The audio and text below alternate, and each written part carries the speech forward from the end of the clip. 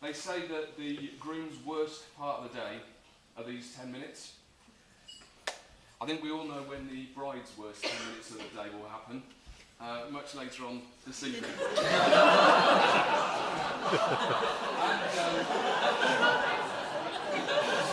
And I just think 10 minutes might be quite optimistic.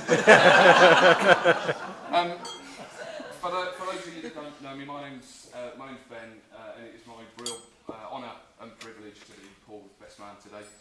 When Paul asked me a few months ago, I was genuinely surprised, but very, very happy. I've known Paul for quite a while, but there are 10 or 11 people in this room that could have quite easily fulfilled the job that I'm doing now.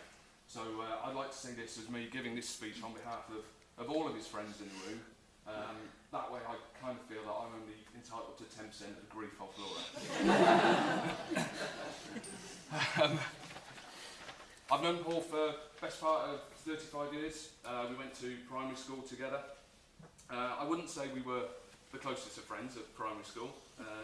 Our friendship, if you call it that, consisted of Paul writing on my legs and stabbing me when we were sat next to each other and complaining that he'd catch hay fever from me. So anyway, we weren't the best of friends at school, and I think when we finished primary school, we ended up going to separate secondary schools, and we kind of lost contact, drifted apart. And that was until one night we were brought back together through mutual friends. I remember it very clearly. We were out, I think Bob was driving, and he said, we're going to go and pick up this chap. Picked him up, and it happened to be Paul, which was fantastic. So we rekindled our friendship, and I remember it really very clearly because we went into town. We went to Gloucester's #1 night spot. We were having a good laugh, 4 or 5 16, 17, 18-year-olds, and Paul grumbled for the whole evening. I thought, we've just got back in sort of contact with each other, and he's grumbling the whole evening. Thinking back now, I kind of realised that if I'd have had to wear my Tesco uniform to I'd have done the same. Anyway, since then we've been the firmest of friends, and we've shared an awful lot of lads' nights out, holidays, lads' nights, the stag weekends, and the like.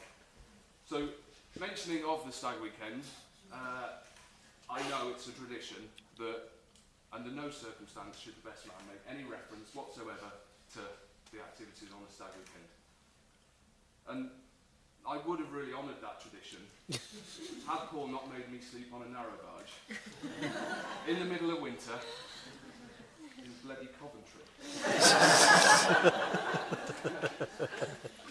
So, anyway, what can I say? Well, it was a really, really good weekend. Really, really enjoyed it. I think it was good fun. The boat itself was very good fun, despite a few collisions with other boats, bridges, the canal side, a couple of locks as well from memory. Special thanks to our skipper for that one. I can confirm that there was a Fraggle scene somewhere in the East Midlands that weekend. And obviously, with it being a boating holiday, there were also the odd sailor or two around, one in particular wearing a very revealing dress. If anyone doesn't know what I'm referring to, please check out Facebook when you can. I'm sure there are photos on various phones that you'd be able to see. Or, following on from the fashion section earlier, I'm sure Paul wouldn't mind arranging a one-on-one fashion show with anyone to show him. But seriously, I hope it was a really, really good weekend, Paul. I hope you enjoyed it.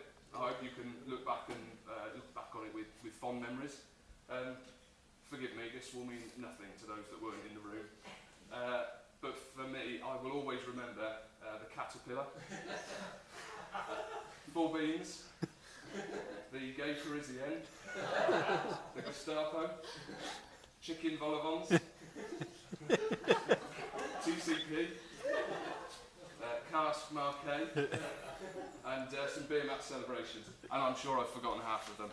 And to all the wives and girlfriends in the room, yes, we know. We are a big bunch of kids.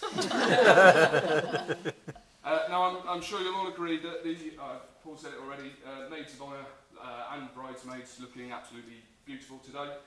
They are outshone today only by the bride herself. Ladies and gents, I know we've done it already, but can we show appreciation again for Laura?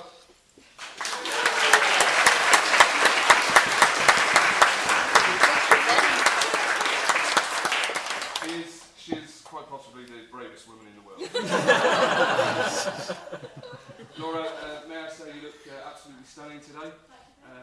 Paul, on the other hand, kind of looks like he's won the lottery. And so he should. Courageous, loyal and caring. My friend Paul has found his match in Laura. She is without doubt the most loving, giving, honest, kind, loyal, beautiful woman he could possibly have hoped to end up with. How he landed her, I have asked. On the stag weekend, Paul told me that you plan to be a model husband, model citizen, and most importantly, a model lover. Being the naive chap that I am, I kind of looked at model up in the dictionary and found it to mean a small miniature replica of the real thing.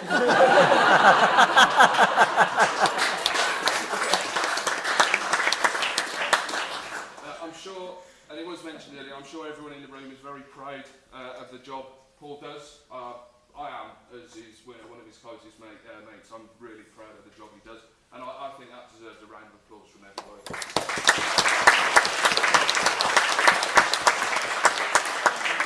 I must admit, it came as quite a surprise to his friends that he would give up a very decent and well-paid job in IT to become a policeman. Deep down, however, I think from an early point in our friendship, I think we all kind of knew that Paul would end up eventually in a job where he could polish his helmet for a living.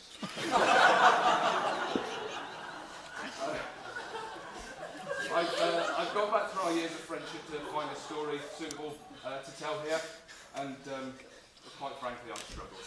Okay, so what I did sort of think was every story had 3 reoccurring themes, and I thought it was worth sort of pointing those out. So number one was wherever we went, and whenever we went, Paul was always had the ability to put a smile on his friends' faces.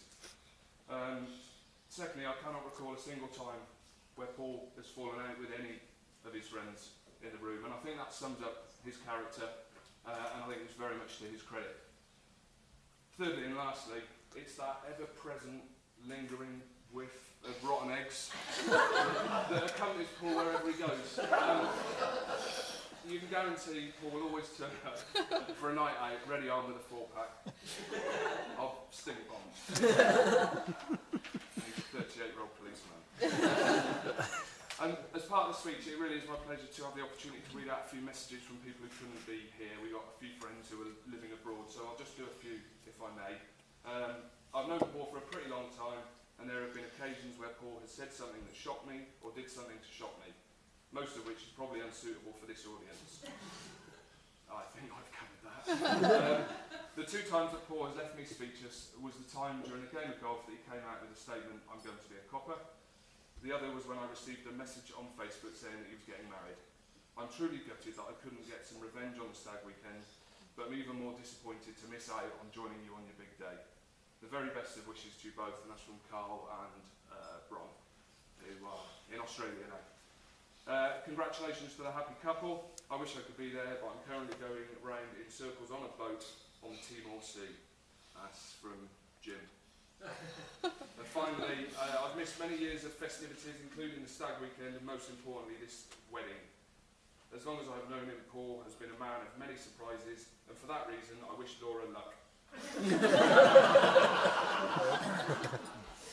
Excuse me. Best wishes, Paul and Laura. I hope you have a very special day. A big yee-haw from Houston, Texas, and that's from Jonas, aka Hate Hands. Before I finish, I do have a slight interruption from T, who's got a couple of minutes to entertain us. A few seconds.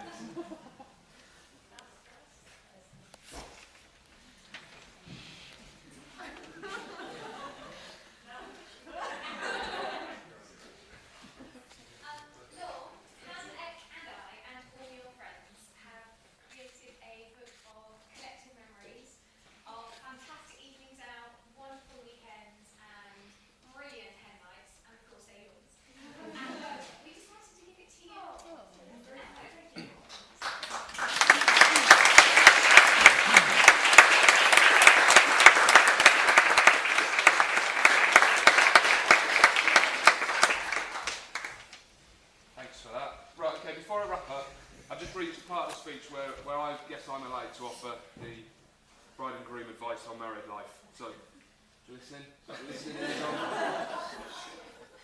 Follow these simple rules and everything will be fine.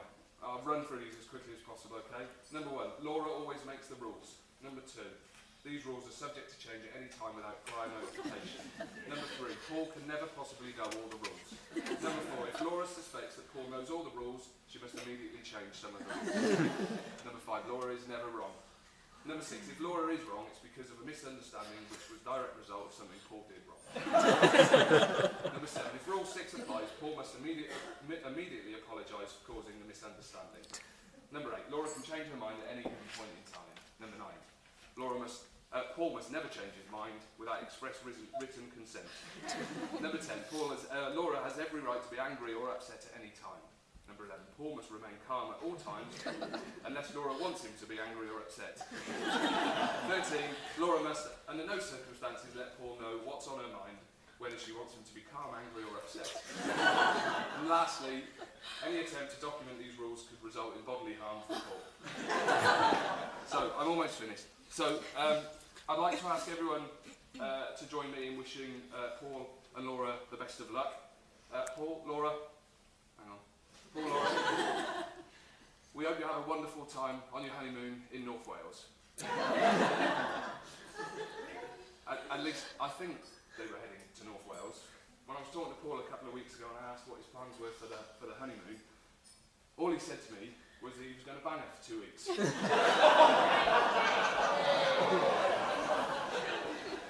Paul.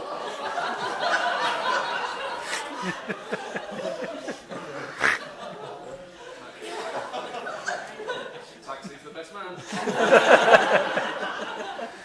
Paul, we've had some excellent time together over the years, and I know we will continue to do so in the future. You're a great friend. Really has been a great honour to be your best man today. Thanks for making me dress in a very slim-fitting suit. And thank you for choosing me. I hope this hasn't been too painful. It gives me immense pleasure to invite you all to stand once more and raise your glasses in a toast for Paul and Laura, the new Mrs. Francis. May, for better or worse, be far better than worse. Ladies and gentlemen, to the bride and groom. Bride and groom. Thanks everyone. Enjoy the rest of the day.